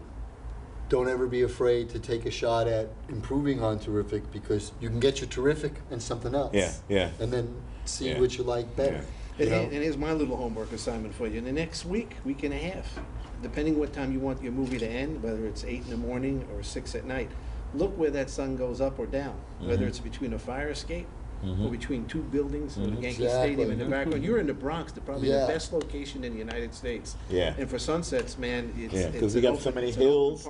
We have so many hills. And is that last shot a place that's special to the main character? Yeah. A place that's special to the dad? A place that's special to both of them?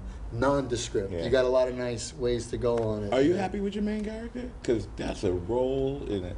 He's got to be a good actor. Yeah, do you want to speak? Do you want to speak to Marco and Craig after class, maybe? Because I know you're still casting for that. Oh, you're still maybe casting? they have someone in mind. And you're shooting in the Bronx, right? Yeah.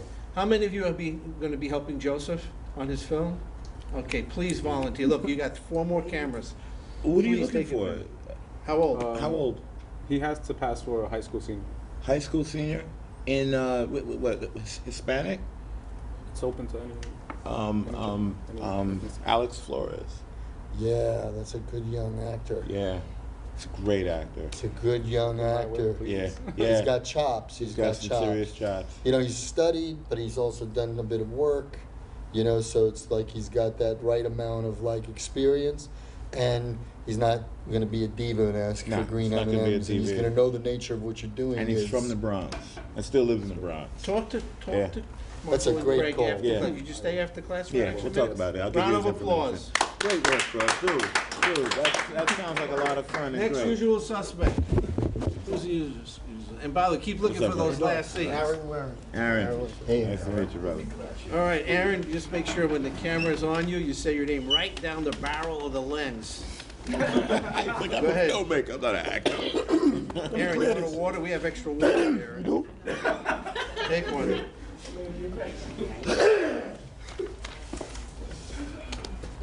That's a great project. I'm really interested. great call. Yeah. Alex? Yeah. Yeah, definitely. Not out of the big waters, guys. If not, then Bobby's son, Jake Cannavale. All right, Aaron, you're on. Aaron Warren. Okay, the title of my movie is Blue Deja Vu. Blue Deja Vu. I like that already. Thank you. And it's about a young man who is facing hardship. Get kicked out of his house, and he's having these flashes in his head about things that happened already to him. And he has an epiphany when he steps into his own truth is when his hardships starts to change. Mm-hmm. And that's really it in a nutshell, because I'm planning on telling this story with images, not too much dialogue. Mm-hmm. Cool. Cool. There's something beautiful to keeping things simple. Yeah. You know what I mean? That, and especially because it sounds like you're going to do something that is quite a bit about expression, you know, and visual. You know, it's not non-traditional storytelling. You got you have your shots plotted out, and like when you talked about him stepping into his truth. I'm excited. Like, what is that moment? What does If you that could- mean? like, What I'm does it not look testing like? you. I want Yeah. love to know what. Yeah, Do you know what that curious. moment is? I know he suffers a severe hit in the head. Oh, Cool. Concussion, man.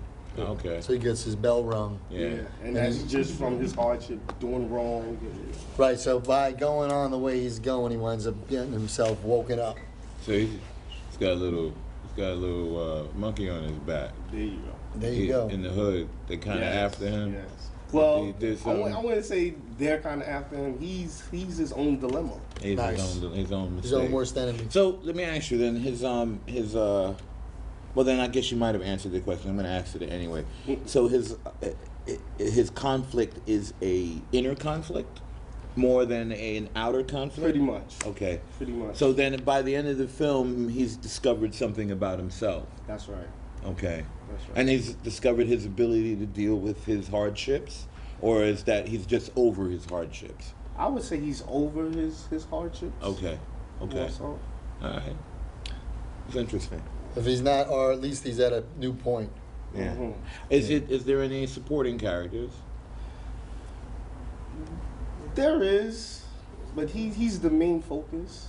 So, like, I when you- needed things to happen to other. How many individuals. characters do you need, like, when you're casting? 6. You need 6 people. 6. Okay. But he's the Small main scenes for everybody else except for this main guy. Soundtrack. I'm working on this. I got this amazing artist. He's a gospel artist. Oh, really? Yeah. And he's gonna do the whole soundtrack, or?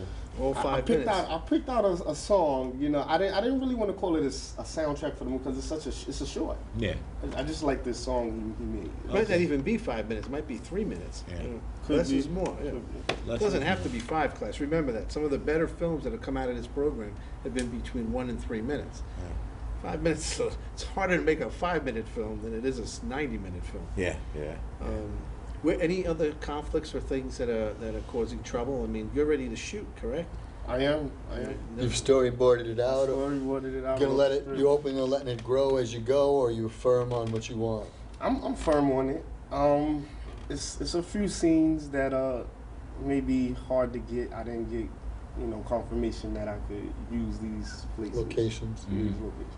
What So kind of you could locations? improvise. Like restaurants? Yeah.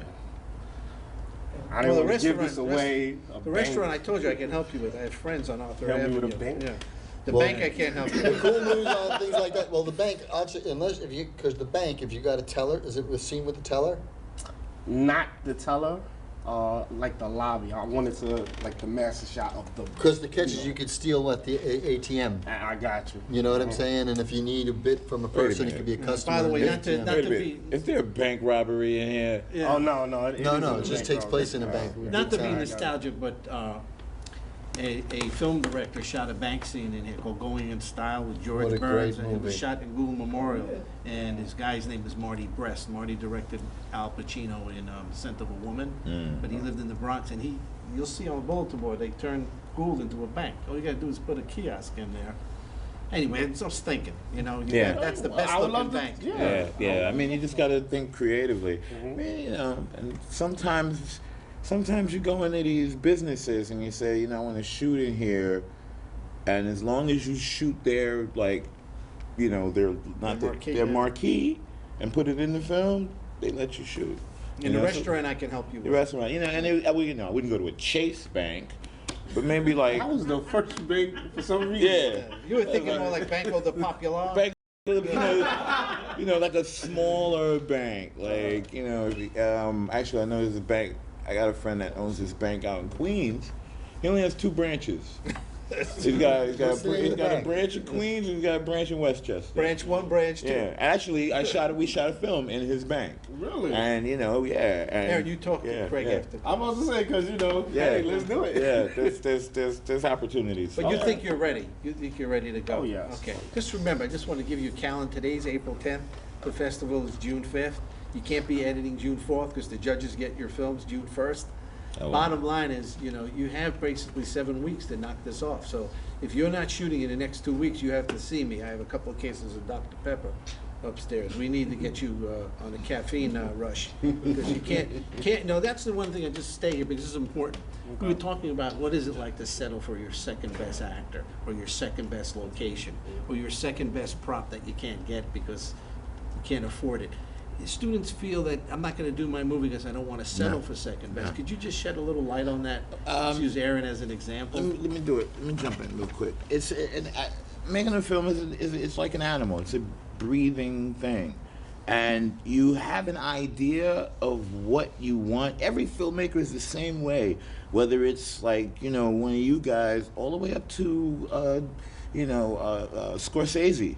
Scorsese has an idea of what he wants to do, but once you get on that set and it's happening, you get what you can get within the time that you can get it. Because as a director, you got this the studio breathing down your back, talking about you're spending too much money, and we need you done by this certain amount of time. And the actors are like, I need my moments, I need time in my trailer to get this, to get myself in the character. And you're dealing with all of this, and it's like, and I guess I'm speaking from a producer's standpoint, but you get what you can get. Yeah. And then, because films are made in the editing room, Oh yes, I wanted to say that so bad. I know Yeah. editing will make or break my movie. Yeah, films are made in the editing room. You have an idea of the film that you want to make, and it might change and become something totally different in the editing room.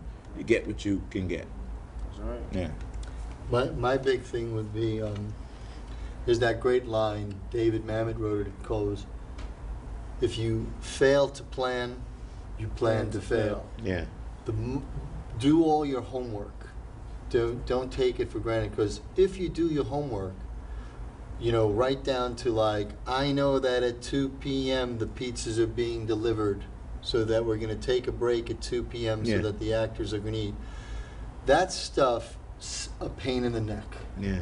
Don't feed them till the movie's over. That's another way of going about it. Good. Keep them- Listen to Leroy. I'm joking. That stuff is all a huge pain in the neck. But if you don't do it, then it becomes a pain in the ass. Yeah. So try to get as much plotting and planning and thinking and preparing. And when you think you've got it all done, play devil's advocate with each other. Hey man, did you get this? Get all, this way when you get on that set, you got a chance to get more of what you want. Yeah. Because you're not dealing with issues that were issues that could have been solved had you done your planning. Right. That is really like, my experience is like, I'm always up to do something. Sometimes you show up on a student film to do something, and they're just so unorganized that you feel so heartbroken, because if they get to you, they're gonna be lucky, and no, you can't come back the next day. Yeah. And it's not because you're a dick or not rooting for them, but it's like, no, this is really when it can happen. So be diligent. I find it to be the most challenging thing to do, is that. Be as diligent as you can. Root for each other, remind each other on that. It'll sound like headache stuff, but it's like pay now or pay later. Yeah. You know, so that when you get there, you can get what you want. And as far as actors go, one of the things we had happen more often than not with us was when we would cast in the Belmont, sometimes we would get somebody that we thought were so right for the part, but if it was something that we realized this is only a lot of work, but that you got to really hear what they're saying. Sometimes you'd be blind because you're like, I want this one, I want this person, but you don't really hear them saying that they're not that available and the times. Make sure you're really listening so that you know this guy's perfect, but he is going to be a lot to make happy. This guy's a little less perfect, but this guy's going to work, and we need hours. So just be really careful on your decisions, because you're putting together your team. Make sure you're getting team players who are going to go the extra yard for you. Anyone who's doing a 5-minute film, if they're brand new to this or if they've been around, they need to know that it's going to be a long, and they got to be there for the long. They got to be there for the long haul. They got to be ready to take the shots. You got, when you're choosing your actors, you know, you might have to make a choice over the better actor or the guy who's a team player, who's actually going to be easy to work with on set. Be available. And be available and be there for you and not be a diva, and kind of just like add to the experience of being on set. And that great actor, you know, None of you are getting Denzel, man. He's not available. And with your good planning, you could say, hey, Greg, so we're going to go an hour later. Is that cool? Yeah. Hey, man, you guys have been on time. Things have been, I've been fed. Yeah, sure, let's stay an extra hour. It doesn't, that stuff goes miles. Yeah. Big plus. Round of applause for Eric. Lot of planning. Okay, we're winding down. Ramik? Yeah, it's such a thing, man. Being on set, it's such a, you know, you have to be calm, because you have to be open to whatever changes are gonna happen in scheduling and everything. And you can't freak out, because your actors will freak out and you can't get anything done. Nice to meet you, bro. You're on, Ramik. Full name, right down the barrel of the lens. name? Full name. Ramik Daganduro. Can we cut that out? No. My film is called A Certain Romance. Okay. It follows the last day of a young man's life and 4 other characters, and as the story progresses, you find out how their relationship to him and how their actions kind of caused his death. Suicide. Yeah. Well, no, it's homicide. Homicide. Sorry. And it's the whole concept is really about how love and sex are really important in the lives of young adults nowadays, and how those two can easily cause friendships to come to a tragic end. All right, so it's a jealousy kind of thing. Kind of, yes. So it's a tragedy. Yes.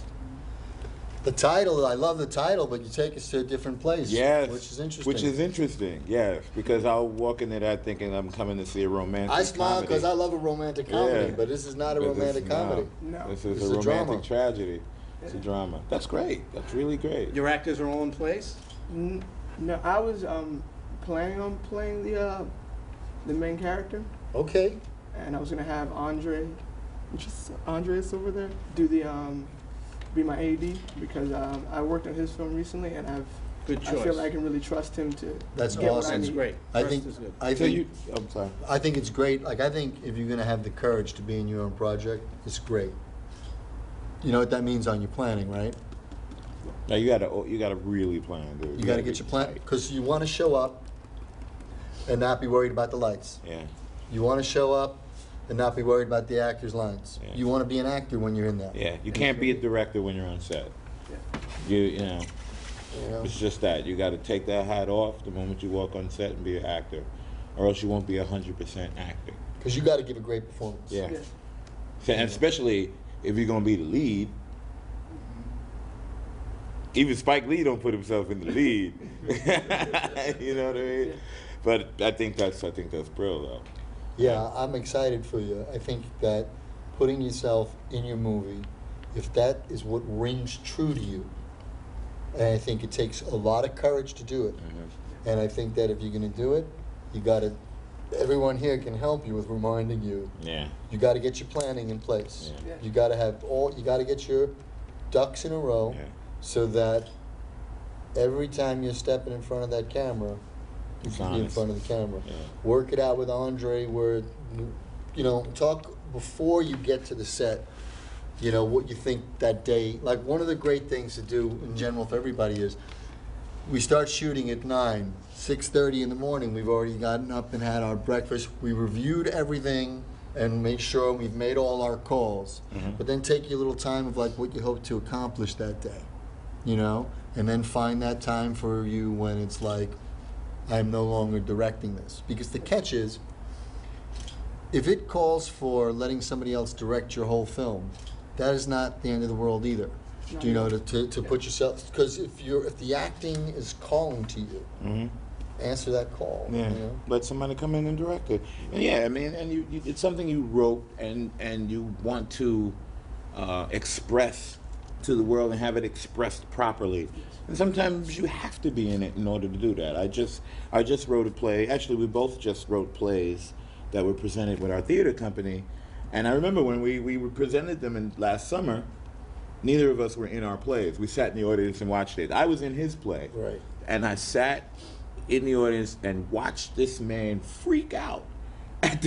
He freaking out because I got up and walked away he got up and left because one of the main actresses was. I told her, make sure you take your hat off because you can't see your face. Yeah, and she didn't take her hat and he off. and I'm sitting there as a But then I let it person, go. and I'm watching him freak out. But so we both actually, when it got presented again, we put ourselves in our play. I didn't put myself in the play. The Your director director put myself in the play, yeah. which I'm not a fan of doing. But it was a different play. But it We was got to also a see it. learning experience, and Yeah. I had someone directing that Yeah. I had no problem listening to, so I was able to show up as the actor and leave the Yeah. writer and the director out of it, Yeah. which is hard. Yeah. But, It's very hard. But only by doing that can I actually get to serve the play. Yeah. I don't like doing it. You like doing it? I don't like doing it. I like to sit in the audience and watch my play, and then I can really get an assessment, especially if I'm still in development. Production is a whole different thing. If it's like, all right, now the play is locked, and we're ready to put it up, or the film is locked and, you know, ready, but then I think I'm ready to take off that writing hat and put on the acting hat. And it's the thing is, you can't wear two hats at the same time. You know what I mean? It's just impossible. And I just worked on a play where the main guy was the artistic director of the theater company and the producer of the play. And I said to him, I said, dude, you know, this is an ensemble. You know, I'm a little worried about you and all these jobs. You know, he would break rehearsal and be on his phone dealing with marketing. And I'm like, dude, and when we got to put the play on, he was the weakest link. Because he hadn't did what he had to do in order to prepare himself to be the actor. And he was the lead. And so therefore the entire thing suffered. And you get killed. And you get killed. And your reputation gets killed. You know, and we talk bad about you until you make something new. But in this show, in this film, your character gets murdered. Yeah. He gets rid of it. Awesome. Who's Wow. killing you? Morris Blackman. One of his closest friends. Excellent. Wow. So what, you take his girl away? No, he's kind of one of those a timid kind of guy who lets people walk all over him. And he has a girlfriend who's really apathetic and whatever she does, she doesn't care who she hurts with it. So she ends up cheating with that guy. And at a party, he sees them together, and he kind of he becomes someone he usually isn't. He becomes someone who's really enraged. Yeah. And he hits the Loses guy, control. and the guy pulls out a knife and stabs him. Ah. And at the end, while the credits are rolling, it's supposed to be like little digital camera and cell phone photos and videos of them. Oh, people taking, other people of taking. them, no, of them when they Oh. used to be really close friends. Okay. Like, the Yeah, fa- one of the rules for the film festival for this class, there are no guns or glorification of violence or sex. So Ramik is still in the. No, I told you I was in the shoot. I know. I mean, he's got a great way at it. No, I love that because Yeah. it really, because it's also that thing of I like how you ended in your film. You get it. He's showing like, you know, we're cool today. Yeah. Yeah. You're giving us 4 minutes of what leads up to, and then after you give us this tragedy, you're showing us some of the past that was beautiful. You're gonna pull on our heartstrings. That's your plan. Look at you. Look at the smile on his face. That's what I want to do. It's going to be fun. I really admire your courage because I think you're taking something on that you can do. Yeah. And it's going to be challenging as hell. Yeah. But Music, it's awesome. what's up? And Music? Craig and Marco will be at the festival. I have June 5th, 2 songs I'm 13th. planning to use so far. Original stuff? I'm working on trying to do some original stuff right now. Okay. Okay, cool. Round of applause. Congratulations. Plan. And last student filmmaker, Kiona, coming up. And this is a documentary, first documentary. Oh, All nice. right. And I'm hoping we can help. How many of you can stay for the group picture? All of you? Perfect, good. You can stay for the group picture? I need also, we're going to present some gifts, so I need most of you to stay. Please stay, we're almost done. Introduce yourself to the camera. Kiana Johnson. Thank you. Okay. Well, my documentary is called Skin Deep, and it's basically about the troubles that dark-skinned people have. So, it's the controversy between light skin versus dark skin and how it affects our youth. So, how it affects the, like children and how they're growing up. So, I have a few children ages like between 4 and 8, and I have a little interview, ask them questions, basically which, complexion they will prefer. What do you think is more beautiful? What do you think is, just more acceptable, basically. So, I chose up to like 8-year-olds. My little sister, I see her, and, I see with her, she likes light skin. She thinks that's beautiful. She watches Beyonce on TV, and it's like, you wonder, like, okay, if it was a dark-skinned person, would they get the same effect? And basically, I also want to put a little background. I want to put adults and their stories. So I have a few adults who's gonna talk and, just tell their stories on, being dark-skinned and the type of, like, things that happen to them, and just to get the little background on the show. Just to interrupt, we've spoken about making this a 90-minute documentary. This Yeah. is like our 5-minute Sounds like the tip of the promo iceberg, yeah. to show what it could be if it was a deep subject, 90-minute documentary for HBO. Yeah. But it's, right now, at least you've been breaking up how many adults and how many kids. You're going to have to get Have you enough shot coverage. anything? Not yet. I'm actually trying to start this weekend. Okay, there was that experiment that they did like in the 60s, I think, and they redid it again a few years ago, where they sat children down and they gave them a white doll and a black doll, and they said which doll is the better doll. I think that's I mean, because you're doing a documentary, you can pull from everywhere, and I think that's a good thing to research and see how that is still in society. It's still going on. Who else did it? I mean, and then you had Chris Rock did that hair documentary. Happy. Yeah. I mean, there's a lot of things that you can pull from. I mean, It's your research. It's going to be your research. It's a lot of research. I mean, literally just in Africa, it's even more prevalent because everybody's dark skinned, so therefore the few light skinned people there get pushed to the higher aspect of the class system, and people are bleaching their faces and stuff. I mean, there's even, like, it was just in the news, people were saying that India RE bleached her skin for her latest ad in order to, get back into the game, and that, Beyonce is always blonde, and like, what, you know, what does that mean? And there's a lot of things. I mean, it's just a lot of research. I think that if you keep it modern and keep it pop and emphasize the fact that it's still going on in 2013, I think that will set you apart. Yeah, that's mainly what it is. But it's like it's more showing the children. You know, I think that I really love the idea, and I'd ask you to consider this. For the purposes of the 5 minutes, I think you got to use that 5 minutes not to draw any conclusion on what you're saying, just to sort of like pique the interest. And then I would say to you, please consider this. I think you should take that question out to all of the communities, because it'd really be interesting to hear what a Scandinavian has to say, as well as someone who's Latin American descent. Because it's in the Latin community as well. Or someone who is German. It would be really, because there's the other thing of like the people who love to go tanning, you know, so that like it can do a lot of things. It's a great. Well, yeah. What is this all about? Yeah. So I think you got lots of miles on it. Because Skin Deep that's a great title, and it's broad. You know, it kind of, you can touch on a lot of things, but also the powerful shot of hearing.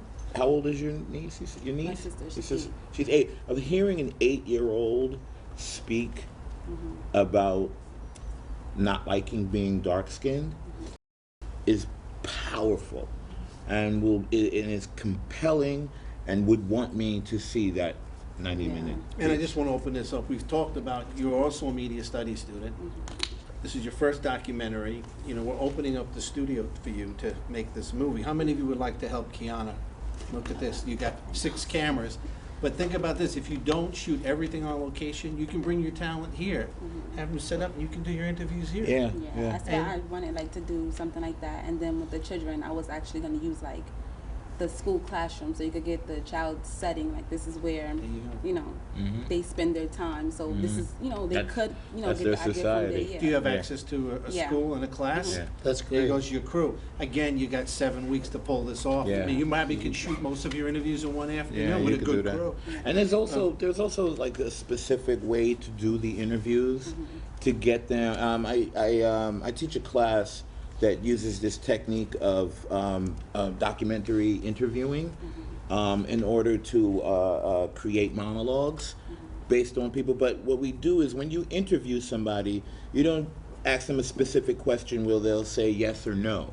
You ask them questions that'll get them talking and actually speaking in monologues, so that you don't end up, you're not like constantly asking questions. Maybe you talk to Craig after class. I mean, this whole delivery of a declarative statement, to have someone answer with it, the question within the answer it's something you got to work at. It's not trick. hard, but it could be done. Could you spend a few minutes with her? Yeah, sure, definitely. Yes, Leroy. I was telling her before, I had some interviews from dark girls where I actually have a light-skinned woman saying she wished that she was dark-skinned, and I have a dark-skinned woman literally in tears about a situation.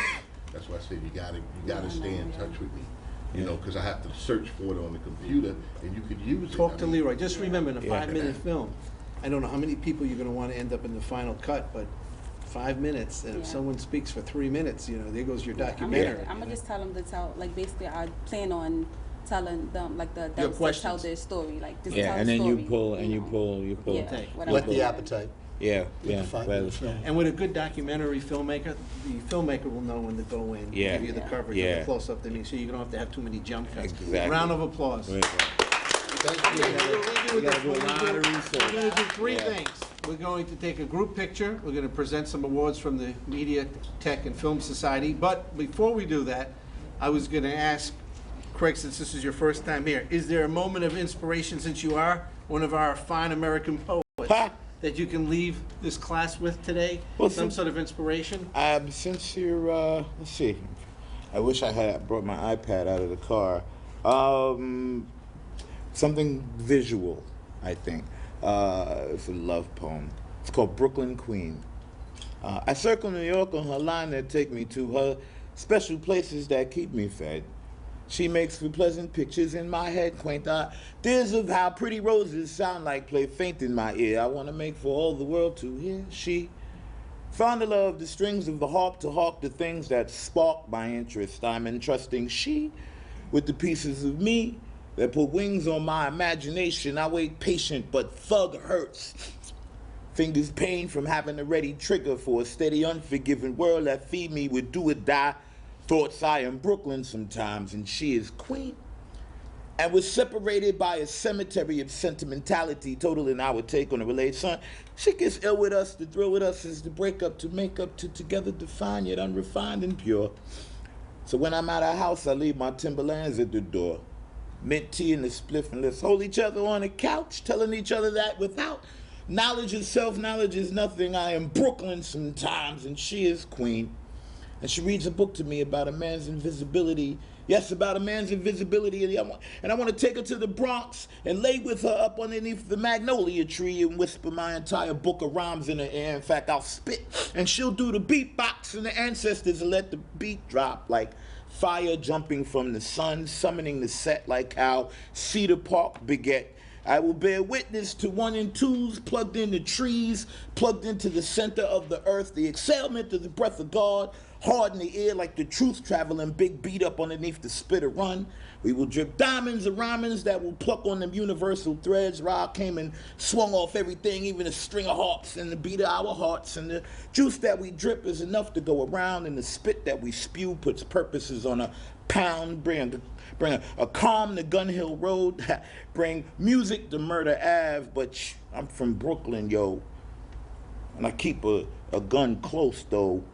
But for some reason, through her, when I go to shoot it, the only thing that come out are pretty flowers.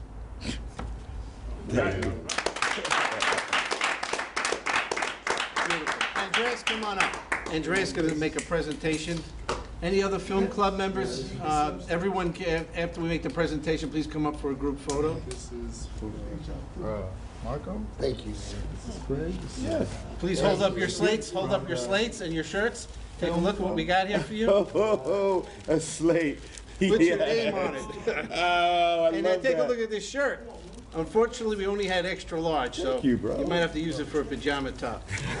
Take a look at what it City says. New York Mayor's Office. And it says on the right Made side. in New York. Made in New York. All right. Yes. Okay. Thank you, guys. Come on up, take a Thank you, group guys. picture. Thank you, Andreas. Oh, that was Isn't that great. cool? That's great.